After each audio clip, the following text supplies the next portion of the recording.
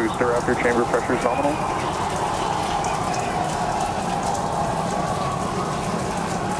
T+33 seconds into the test flight of the inaugural Starship vehicle.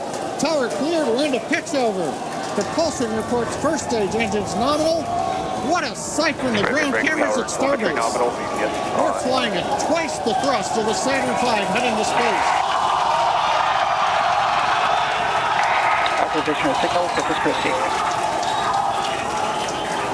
We're throttled down and throttled back up. Going through the period of maximum aerodynamic pressure.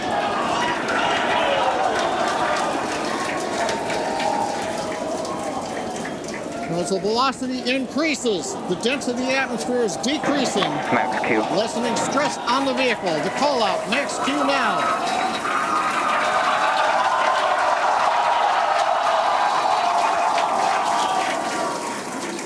Continuing to watch the first stage as we head downrange.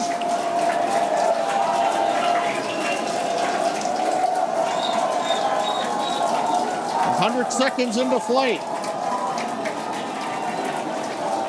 Our next major activity is going to be shutdown of the first stage. The Houston tracking station now acquiring the vehicle.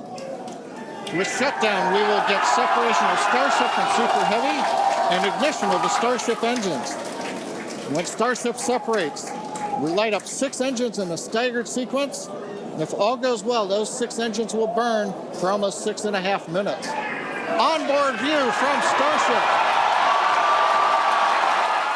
And there's views of the Raptor engines on the second stage as we prepare for stage separation.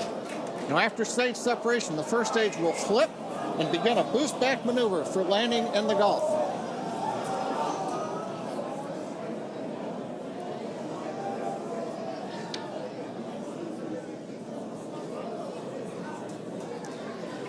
Continuing to fly, 2 minutes, 40 seconds. Let's get ready for main engine cutoff. Boost engine cutoff. Beginning to flip for stage separation.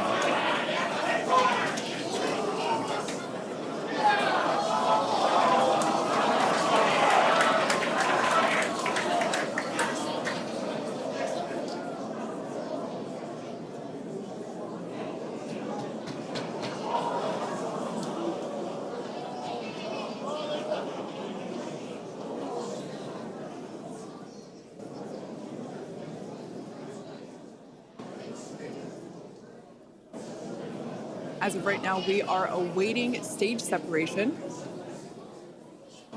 where Starship should separate from the Super Heavy booster. Yeah, Kate, right now it looks like we saw the start of the flip, but obviously we're seeing from the ground cameras the entire Starship stack continuing to rotate. We should have had separation by now. Obviously, this is does not appear to be a nominal situation. Yeah, it does appear to be spinning, but I do want to remind everyone that everything after clearing the tower was icing on the cake. And